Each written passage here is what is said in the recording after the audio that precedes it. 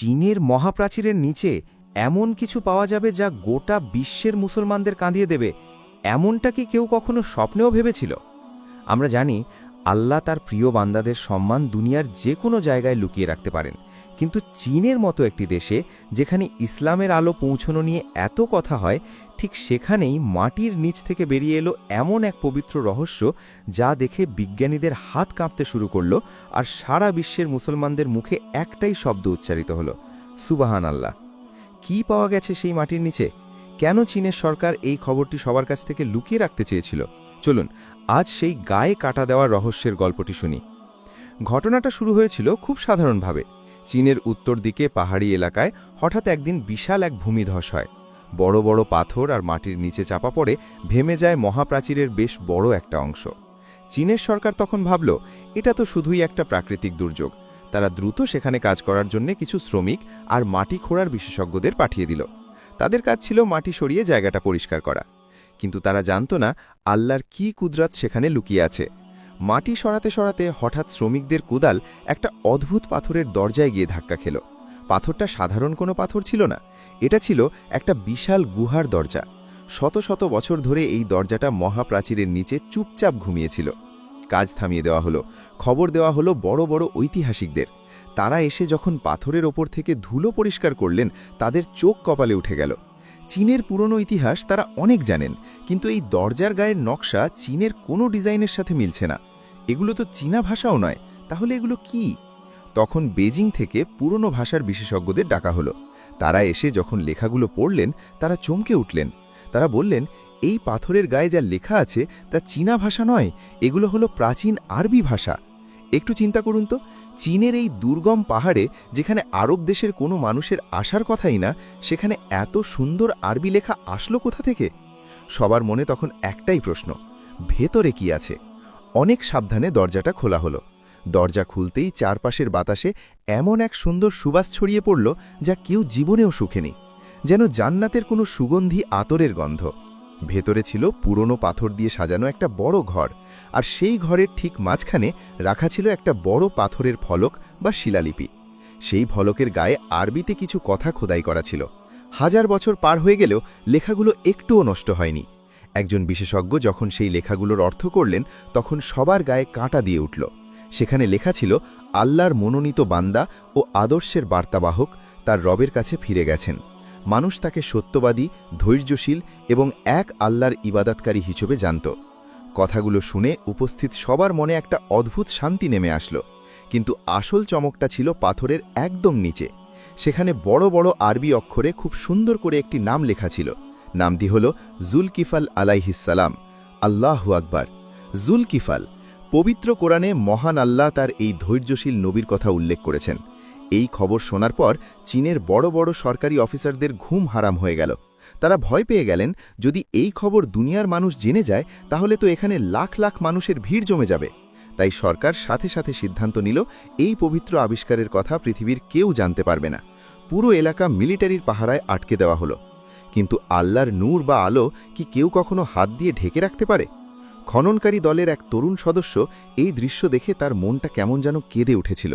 সে সবার চোখের আড়ালে পকেট থেকে মোবাইল বের করে ছোট্ট একটা ভিডিও করে ফেলে, আর রাতের অন্ধকারে সেই ভিডিও ইন্টারনেটে ছেড়ে দেয়।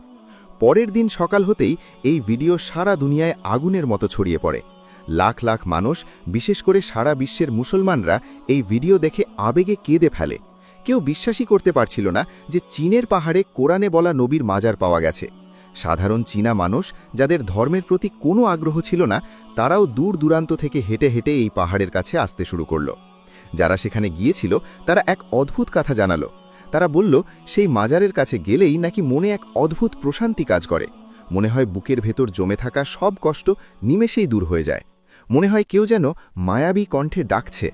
চীনের যে মুসলিমরা এত বছর ধরে কষ্টে দিন কাটাচ্ছিল, এই খবর তাদের বুকে নতুন করে ঈমানের জোর এনে দিল। মানুষের এত ভিড় আর সারা দুনিয়ার চাপে পড়ে চীনের সরকার শেষ পর্যন্ত মাথা নোয়াতে বাধ্য হল। তারা মাইকের সামনে এসে সারা দুনিয়াকে জানালো, হ্যাঁ, মাটির নিচে এমন একটি প্রাচীন মাজার পাওয়া গেছে যার সাথে আরবদের আর ইসলামের গভীর মিল আছে। তবে এটা কার মাজার তা নিয়ে তারা এখনও গবেষণা করছে। কিন্তু মুসলমানদের বুঝতে আর বাকি রইল না যে এটা কার মাজার হতে পারে। আরব দেশ থেকে চীনের এই পাহাড়ে নবী জুলকিফুল আলাইহিসসালাম কিভাবে আসলেন? এই প্রশ্নের উত্তর খুঁজতে দুনিয়ার বড় বড় স্কলাররা আর বসে থাকতে পারলেন না। মুসলিম দেশগুলোর চাপে চীনের সরকার বাধ্য হল তাদের দেশের দরজা খুলে দিতে।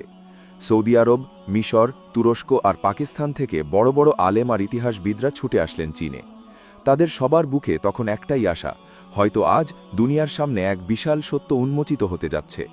স্কলাররা যখন সেই পাহাড়ি গুহার ভেতরে পা রাখলেন, তাদের মনে হল তারা যেন দুনিয়ার বাইরে অন্য কোনো জগতে চলে এসেছেন। আধুনিক মেশিন আর লেজার লাইট নিয়ে তারা ভেতরে ঢুকেছিলেন ঠিকই, কিন্তু সেই পবিত্র জায়গার সুঘ্রাণ আর শান্তি দেখে তারা থমকে দাঁড়ালেন। বড় বড় আলেমরা সেখানে বসেই আল্লাহর দরবারে সেজদায় লুটিয়ে পড়লেন। কারো মুখে কোনো কথা নেই, শুধু চোখের পানিতে মাটি ভিজে যাচ্ছে। এরপর শুরু হলো আসল খোঁজ। কবরের এক কোণায় মাটির নিচে চাপা পড়ে থাকা অবস্থায় পাওয়া গেল একটা পুরনো চামড়ার বাক্স। অনেক সাবধানে বাক্সটা খোলা হলো। ভেতরে ছিল শত শত বছরের পুরনো কিছু চামড়ার পাতা। পাতাগুলো প্রায় নষ্ট হয়ে গিয়েছিল, কিন্তু আল্লাহ চাইলে কি কোনো কিছু নষ্ট হতে পারে? আধুনিক মেশিনের সাহায্যে বিজ্ঞানীরা সেই চামড়ার পাতায় লেখা কথাগুলো পড়ার ব্যবস্থা করলেন। যখন সেই লেখাগুলো আরবি থেকে অনুবাদ করা হলো, তখন এমন এক ত্যাগের গল্প সামনে আসলো যা শুনে পাথরের হৃদয়ও গলে যাবে। সেখানে লেখা ছিল, আমরা আমাদের এলাকায় জালিমদের অত্যাচার আর ধ্বংস থেকে নিজেদের ঈমান বাঁচাতে ঘরবাড়ি ছেড়ে বেরিয়ে পড়েছিলাম। আমরা জানতাম না কোথায় যাব। আমরা শুধু সেই দিকে হাঁটতে শুরু করলাম যেদিক থেকে প্রতিদিন সকালে সূর্য ওঠে। আমরা দিনের পর দিন, মাসের পর মাস হাঁটতেই থাকলাম, যতক্ষণ না আমরা উঁচু দেয়াল ঘেরা এই শান্ত পাহাড়ে এসে পৌঁছালাম। আল্লাহু আকবার!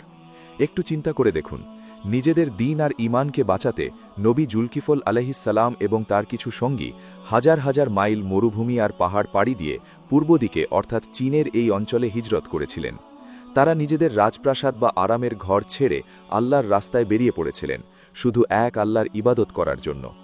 এই লেখাগুলো পড়ার পর গবেষকরা ভাবলেন, যদি নবীর সঙ্গীরা এখানে এসে থাকেন, তাহলে নিশ্চয়ই তাদের কোনো বংশধর এখনও এই পাহাড়ের আশেপাশে কোথাও বেঁচে আছে।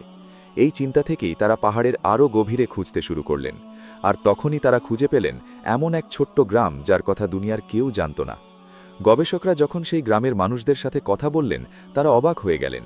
গ্রামের মানুষগুলো চীনা ভাষায় কথা বললেও তাদের নিয়মকানুন একদম আলাদা। তারা চীনের অন্য মানুষদের মতো কোনো মূর্তির পূজা করে না। তারা বিশ্বাস করে একজন অদৃশ্য সৃষ্টিকর্তায়।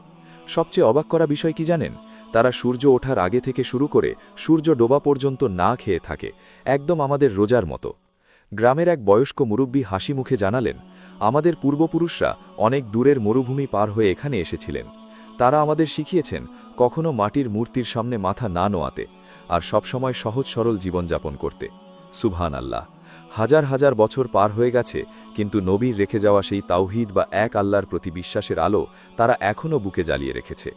এই খবর যখন দুনিয়ার সামনে আসলো, তখন সারা দুনিয়ায় এক বিশাল ঝড় উঠে গেল। যে তরুণরা সারাদিন মোবাইল আর গেম নিয়ে পড়ে থাকত, তারা কুরআন খুলে নবীদের ইতিহাস পড়তে শুরু করল। লাখ লাখ অমুসলিম ইসলাম ধর্ম গ্রহণ করতে শুরু করল।